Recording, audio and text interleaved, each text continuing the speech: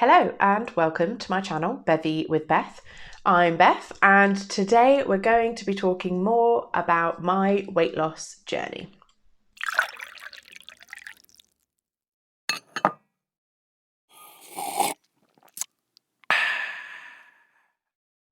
So, I know that I said at the very beginning of this series that I was going to be dedicating the month of June to my weight loss journey. And the idea was that I was going to kind of take you along, show you what I've been doing, talk about my success and my issues, and then June did not go to plan.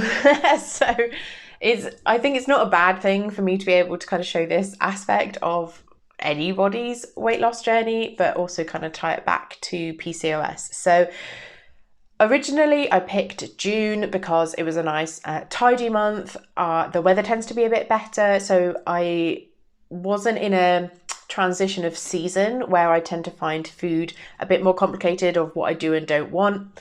I didn't have any plans.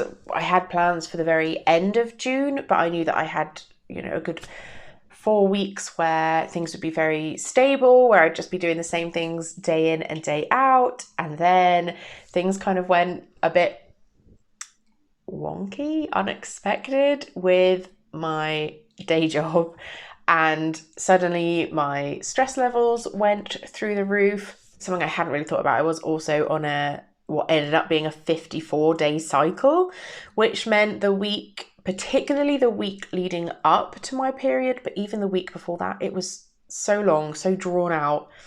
My carb cravings went through the roof. My diet went out the window. I just had to focus on getting through the day of doing my work. I didn't have the energy to focus on what I was eating. I just needed to be able to eat what was available without having to worry about whether it was keto or how many calories I was eating. And I knew that I didn't want to weigh myself because I was bound to have put on weight because I wasn't trying to lose it, if you see what I mean. And I just thought I can't deal with that whole journey on top of trying to sort out my work. So I've come back in July and I'm just going to pick up where I left off and keep going. And that'll be my personal journey. So I will share another video. I still want to do an exercise one as well, so that I can talk about how that works with how I incorporate exercise alongside my diet to kind of maintain a healthy mindset. So I will do that a little bit later as well. My tips and tricks for weight loss and managing symptoms. And then I'm going to move on and talk about all the other things that I've actually learned in this journey in separate videos. And then I'll do kind of a roundup of the weight loss that I experience further down the line. So thanks for sticking with me. And if you do find the tips in this video helpful, then don't forget to give it a thumbs up, because it means so much to me to know that what I'm producing is actually useful to you guys. So let me know with a thumbs up. Here are your next 5 tips. So the first tip for this week is actually about omega-6. Now, I do have some videos on my channel about omega-6 already, which may go in a bit more detail than I'm going to do in this quick snippet here. But I also mentioned about omega-6 and my journey, where I'm at right now, on the IGTV live that I did a couple of weeks ago. And you can go and watch that too if you wanted to. The key things are that PCOS is an inflammatory disease. And so definitely one of the first things that I noticed when I reduced the main sources of omega-6 for me, which were vegetable oils at the time. That's what I was cooking with, sunflower oil. Everything I cooked, it was in sunflower oil. And when I cut that out, just the swelling in my body, that puffy look that you get, that reduced immediately. And so I don't think it's possible to continue to consume those kind of oils. I don't think anybody should be doing it, but if you have an inflammatory disease, you can't eat those things and continue to eat healthily and get all of the benefits. A quick Google will tell you where you can find most of your omega-6s, or again, I do have videos on it here on my channel in a bit more detail, so definitely check those out. One of my biggest tips, especially for anybody who is struggling with insulin resistance, PCOS, type 2 diabetes, anything like that, and especially if you've tried to lose weight and it hasn't worked, is to go on the keto diet. I think at the end of the day, when you have a situation where your body doesn't process carbs, but the keto diet is an extreme diet in that way, it's a full lifestyle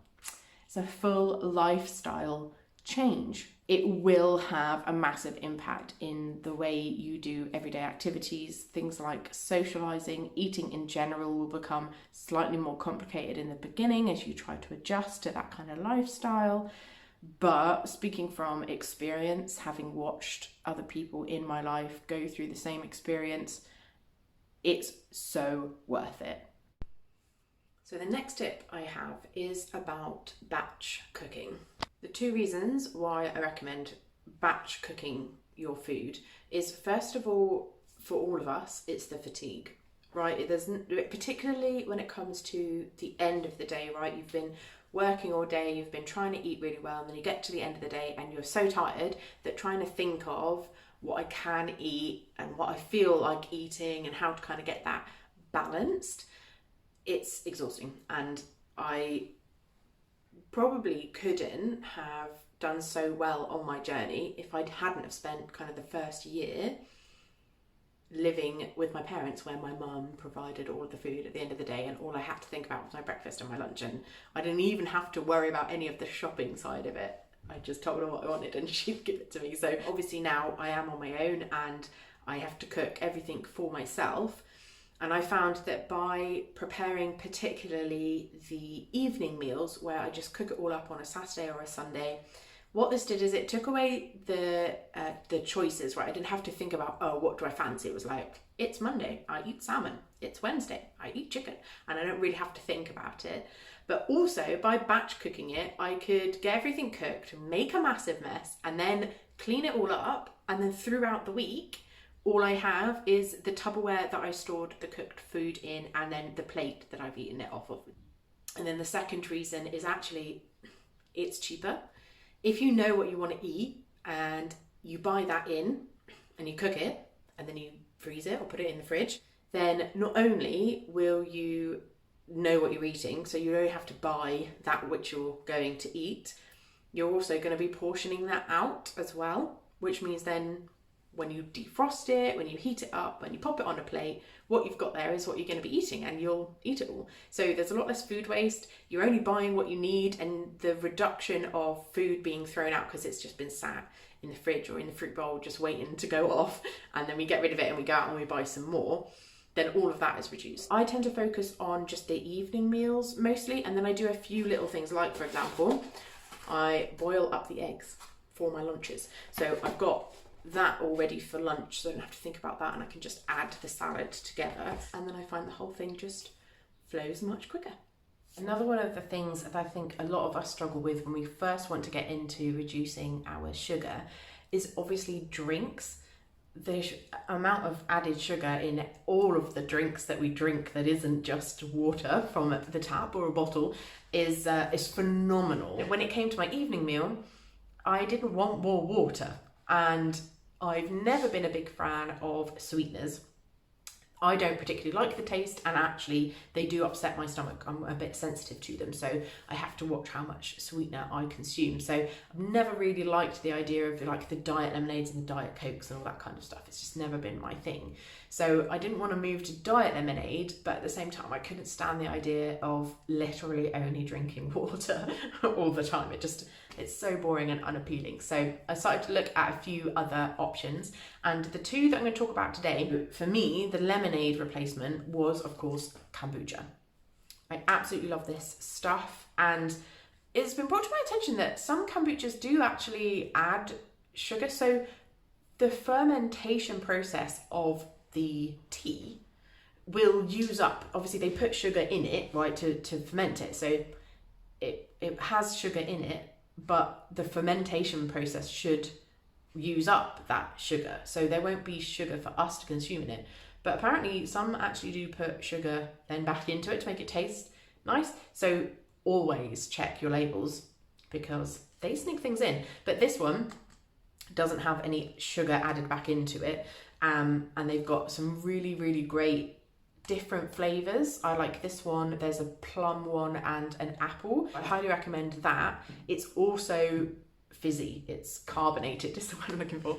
It's carbonated. So it really gives that kind of pop sort of sensation when you're drinking it. So it feels very much like you're drinking lemonade without all of the added sugars. But when it comes to drinking water, like I said, I was very lucky in that I found a way to get around my dislike for tap water. But kombucha and even some of the diet lemonades and things that are top notch can be a bit more expensive.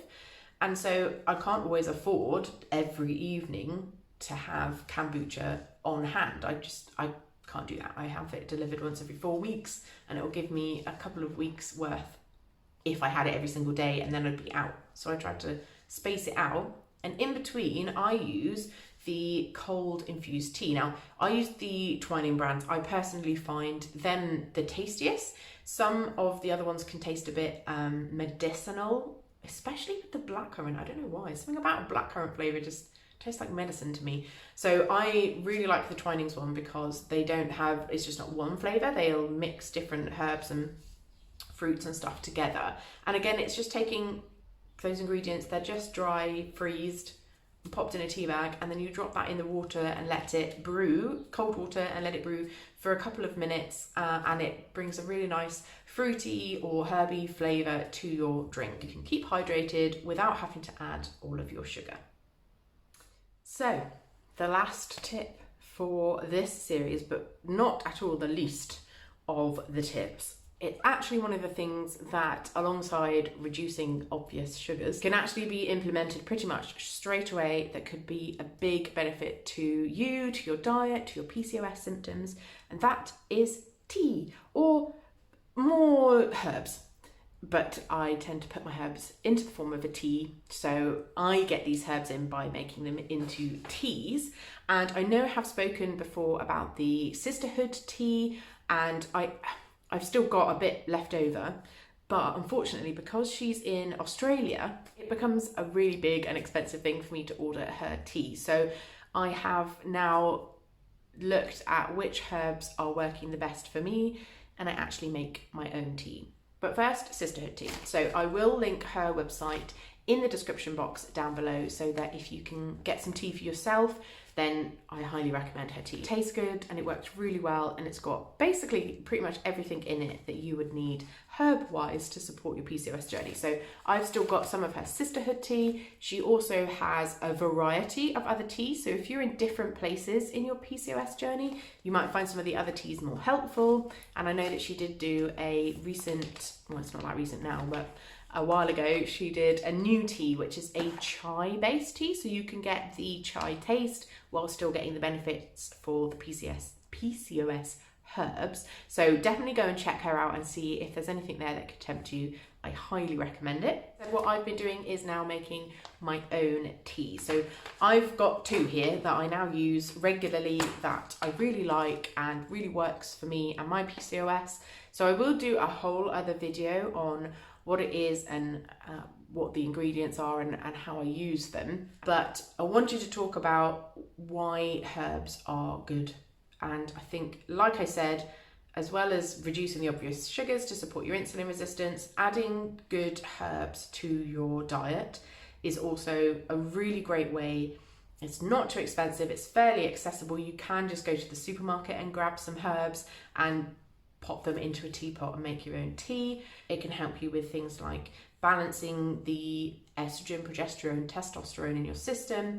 It can help then by balancing those to reduce symptoms such as hair growth, hair loss, acne. And then you can also, which I've done recently, is add some adaptogenic herbs to it, which also helps to control your cortisol levels and just your overall stress. Not to mention that the process of making tea can be a really great way to introduce mindfulness into your day-to-day life. So all in all, tea, herbs, adding them into your diet is a great way to support your PCOS. So like I said earlier in the video, this one's not going to have any kind of weigh-ins or anything like that because I went off track. I know that I'm not where I want to be right now, so I don't see why I need to put a number to that. At this point, I'm just going to concentrate on eating well, doing my exercise, incorporating the things that I talked about that help with the symptoms. I've got a couple of other things I want to try moving forward that will include speaking with my doctor, and I'll keep you up to date with all of those kind of things and how they go and what's been happening. But this month was not a success, or this month, it's July now, but June was not a success. Losing weight is really difficult anyway, and adding something complicated like PCOS, for me, a big part of my symptoms is stress as well. It's not being able to handle and process cortisol properly, which means when something comes up in my life that I need to cope with, if the way I'm eating isn't just a routine for me, which I think again is really difficult to do, because when we're having a cycle, we need different things. So that does always change. And then the fact that I don't have a regular cycle means those things aren't changing in a predictable pattern for me currently. So yeah, food for me takes thought at this point. That means when something else comes up that also requires thought, especially if that thing is causing me stress, then I have to be able to prioritize, and dealing with the stress is definitely much more important to me at this point in my journey than dealing with the food. I want to get to a point where food is so routine for me, I don't have to think about it, so that when stress comes up, I have my full capacity to cope with those things. But I'm just not at that point in my journey right now. So I have to be reasonable with myself, my expectations. We can't be perfect. So when something came up in work, I knew that that had to be my priority. I needed to have the space and the time to process what was happening, to cope with any stress. The natural anxiety with a change in work, coupled with the fact that I had to do things like go into depot, and that meant proximity to people. And since we are still dealing with pandemic, so I had anxiety around that to deal with, that those things had to take priority for me. But now that that's dealt with, because it's only a phase, right? It was only a couple of weeks. Now that I've kind of gone through that and I'm back to a fairly margins, there's still changes to come up, but it's marginally more stable. Now I have the space and the energy to go back to concentrating on food, so I can do that. Hopefully you have found some tips in this and the rest of the series that will be helpful. If there's anything in particular that you want me to cover, then don't forget to leave a comment down below. Thank you so much for watching, and I'll see you in the next one.